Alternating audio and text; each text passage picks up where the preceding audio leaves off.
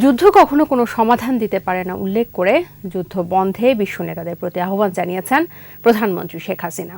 ব্যাংককে ইউএনএসকেপের ৮০তম সম্মেলনে রোহিঙ্গা সংকট সমাধানে আসিয়ানের কার্যকর ভূমিকাও আশা করেন তিনি। আরও জানাচ্ছেন Akbar Hossain Sumon. Walton air conditioner exchange অফারে স্প্লিট এসিতে ২৩,০০০ টাকা পর্যন্ত নিশ্চিত ছাড়।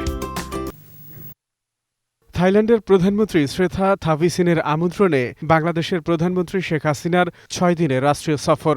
ব্যাংককে এশিয়া ও প্রশান্ত মহাসাগরীয় বিষয়ক জাতিসংঘের সামাজিক ও অর্থনৈতিক কমিশন ইউএনএসক্যাপের ৮০তম সম্মেলনে যোগ দেন তিনি।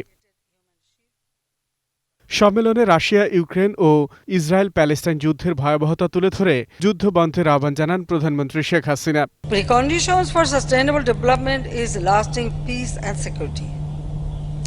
We must settle regional disputes and tension through dialogue. Our mutual respect for national sovereignty and territorial integrity must remain paramount. We must speak out against all forms of aggression and atrocities and say no to war. Rohingya সংকট ও মিয়ানমারের অভ্যন্তরীণ সংঘাত নিয়ন্ত্রণে আসিয়ানকে ভূমিকা রাখারও আহ্বান জানান বঙ্গবন্ধু কন্যা। The Rohingya repatriation process is also getting delayed. This is creating serious security risk within and beyond our territories.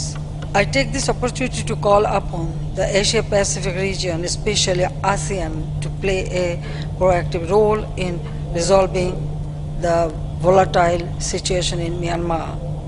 We must ensure that the Rohingyas can go back home in safety and dignity, and the earliest possible. এ সফরে বাংলাদেশ থাইল্যান্ডের মধ্যে জ্বালানি ও পর্যটন সহযোগিতা সহ পারস্পরিক সম্পর্ক বাড়াতে একটি চুক্তি ও ৪টি সমঝোতা স্মারক আগ্রহপত্র স্বাক্ষরিত হবে। আকবর হোসেন সুমন, ২১ টেলিভিশন।